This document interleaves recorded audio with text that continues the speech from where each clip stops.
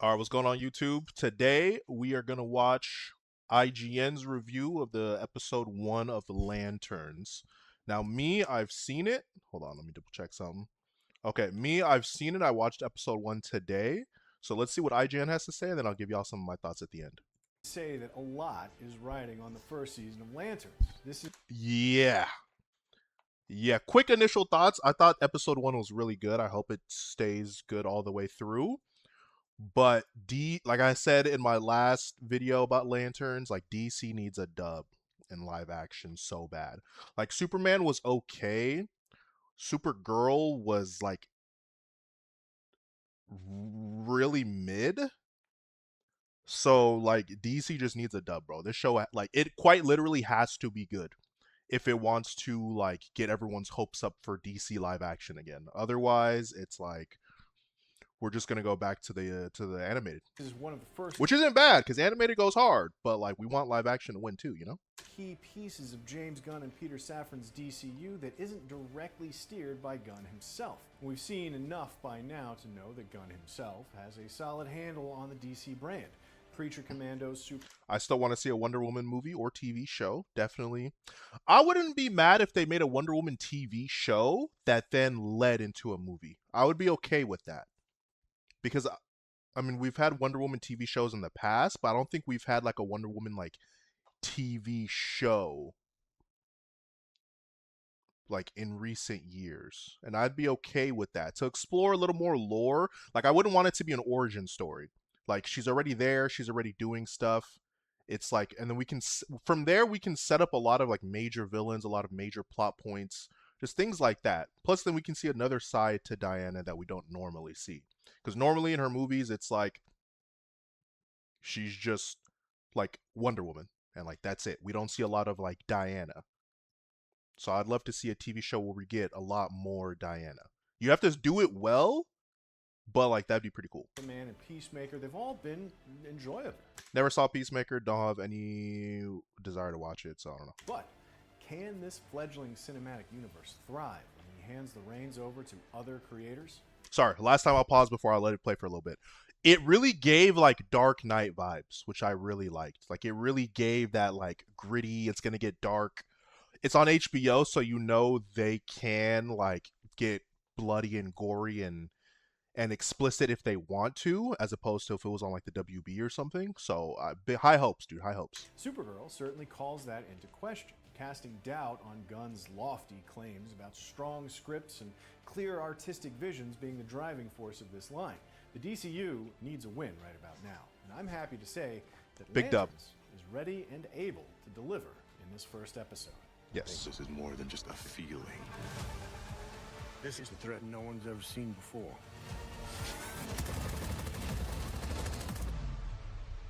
What do you know about manhunters?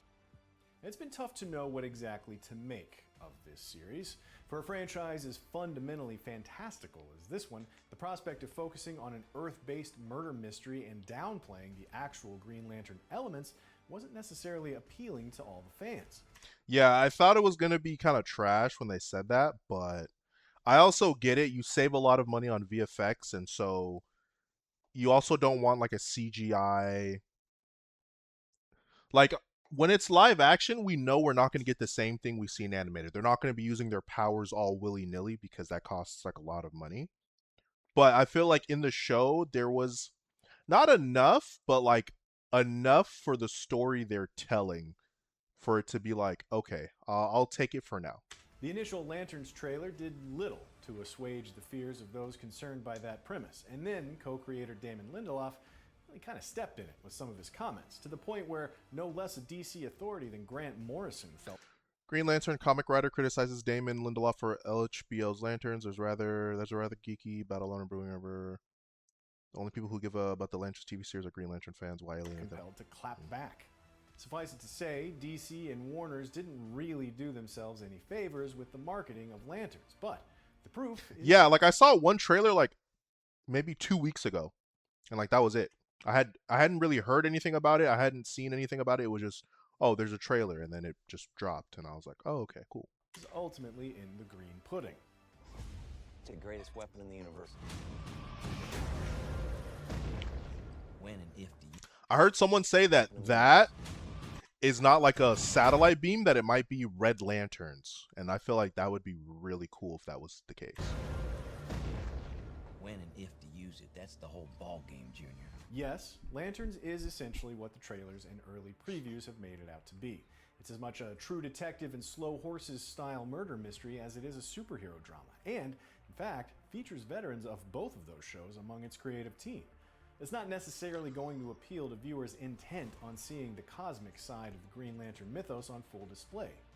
Yeah, it's going to be very Earth-based, down-to-earth, boots on the ground kind of show. Rarely even see Kyle Chandler's Hal Jordan put on the costume, and given how ugly and clunky this live-action rendition of the suit really is, then honestly, it's fine. Wasn't great. That suit aside, the series generally looks pretty good, but more in that quietly stylized, more grounded True Detective way than because of any budget-busting special effects. In short, Green Lantern purists who want an unadulterated, comic book accurate, ring-slinging cosmic spectacle Definitely not. are just setting themselves up for disappointment with this show. Yeah, it's not going to be like that. Army to put you down. But for those willing to abandon preconceived notions and take Lanterns for what it is, this strange combination of superhero adventure and terrestrial murder mystery works surprisingly well.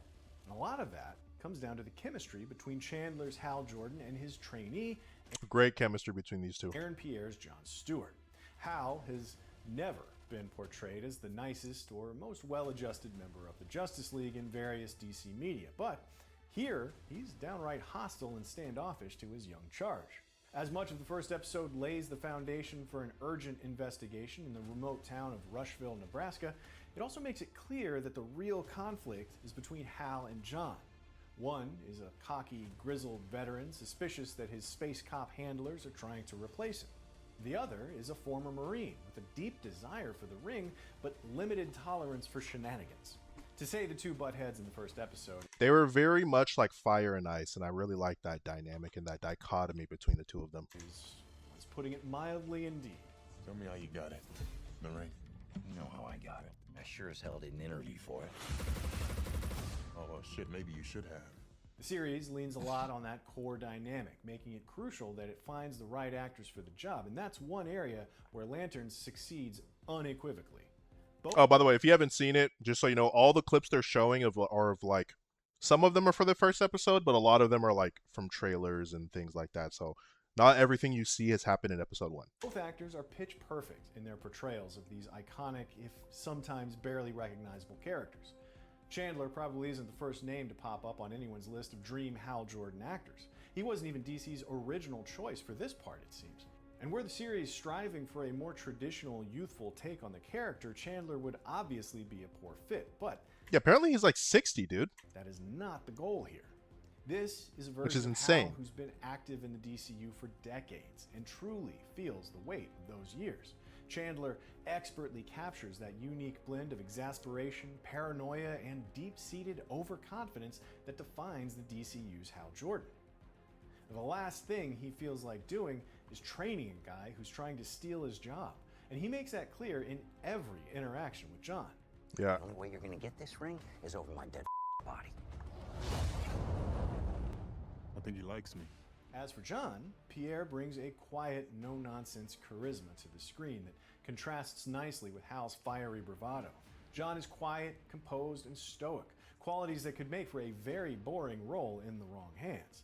Fortunately, Pierre is able to bring Oh, the apple scene was crazy, dude. enough subtle Where like his dad was shooting the apples off his head. nuance to the screen. Wild His work. character never comes across as dull or underdeveloped. He's reserved, but underneath it all, he burns with desire. We see how badly he wants the ring, even if it means putting up with an endless stream of nonsense from his superior officer. It's time to get up, Junior.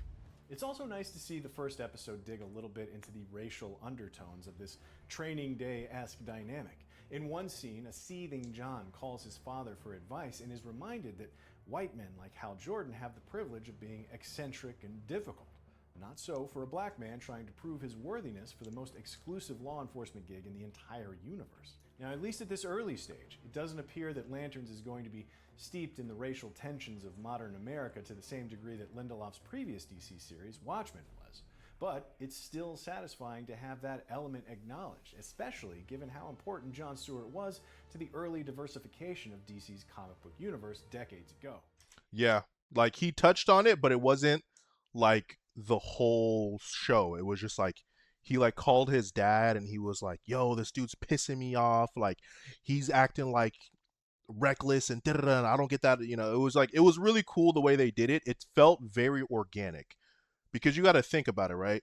Like, yes, from Jon Stewart's perspective, he is essentially being auditioned for this role, or he was chosen for this role, so he has to prove himself. And then on top of that, racial undertones, black people always have to prove themselves and things like that, prove that they deserve a seat at the table, quote unquote. So like when he called his dad, he was like really pissed off about the fact that Hal Jordan can act however he wants, but like as Jon, he feels like he needs to be very structured and by the book and no. So they touched up on it, but it wasn't like the whole episode they were talking about it. They kind of just brought it up, they discussed it, and it's like, okay, cool, you brought it up, which you need to do, but it didn't like shove it down your throat. It was just like, oh, okay, they brought it up, and then they just moved forward. You don't really believe it. Which is how I think they should address things like that. Bring it up because it's there, and then move forward.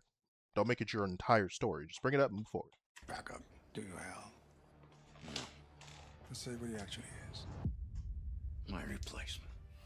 Now, on the subject of Jon Stewart Sr., played as a young man by J. Alphonse Nicholson and an older man by Sherman Augustus, the premiere teases a very intriguing dynamic there that's sure to be explored in future episodes. It's such a common trope for superhero media to paint their protagonists as orphans yearning for a lost father figure that's even baked into Hal's origin story. But Lanterns is clearly striving for something much different with Jon's family background, adding in new layers and details that aren't necessarily taken from the comics. It's a useful reminder that while the series isn't afraid to alter the source material in sometimes profound ways, those alterations are about more than simply making Green Lantern practical in a small screen format. Then go and get it, Jon Stewart. Once the Hal-Jon dynamic is firmly established, the premiere sets about laying the groundwork for the murder mystery that looks to be fueling the conflict in Season 1. To be frank, said mystery is not the reason to tune in to this series, at least at this early stage. It gets the job done in terms of moving the plot from A to B, but for now, the conflict is pretty small in scope.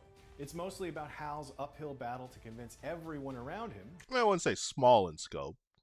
Spoilers, I'm about to say, big spoiler, so. But like, the episode ends with. So the show takes place in two different timelines, I guess technically three. There was a 96 when Jon was a kid, and Hal announced himself to the world as Green Lantern. Then I think the most of the story is going to take place in 2016 and 2026, with 2016 being when Hal and Jon are together and, Hal's quote unquote training him. And then 2026, like at the end, we see, again, spoilers, we see that Hal is dead. And so they're going to try to find out who killed him, blah, blah, blah. And then Jon checks for the ring and the ring is gone. So someone killed Hal and took his ring, and so now Jon needs to find it. That's what's in 2026. Jon included that the dead bodies in front of them have extraterrestrial ties. Manhunters are the most dangerous beings to ever exist in the galaxy. Here again, the various characters and their interpersonal clashes are what makes the series shine. Early in the episode, viewers are introduced to another major character in Kelly Macdonald's Carrie, the no-nonsense sheriff in charge of keeping the peace in the formerly quiet town of Rushville. As much as Chandler and Pierre's icy cool character. dynamic fuels the series in its first episode, there's also plenty of fun to be had in the equally standoffish relationship between Hal and Sheriff Carrie. There's all the bickering over jurisdiction and the one-sided flirtation you'd expect. Carrie quickly develops into a very fun and likable character who's every bit the effective foil to Hal that Jon is. These victims are gonna end up being alien. Based on what? I have a feeling. He has a feeling. Rounding out the notable cast members introduced in episode 1 are Garrett Dillahunt as local cowboy/ranch tycoon William Macon, and Poorna Jagannathan as another Rushville native named Zoe. Macon serves his purpose as a charming but quietly unsettling antagonist figure with murky ties to the town's murder mystery. Zoe, meanwhile, quickly strikes up a close bond with Jon, allowing the series to they're hooked up explore shades of the in her character truck that aren't possible through Hal alone. Now, Rushville is a small town full of interesting personalities, offering plenty of room for growth in the coming 7 episodes. True. Where my power?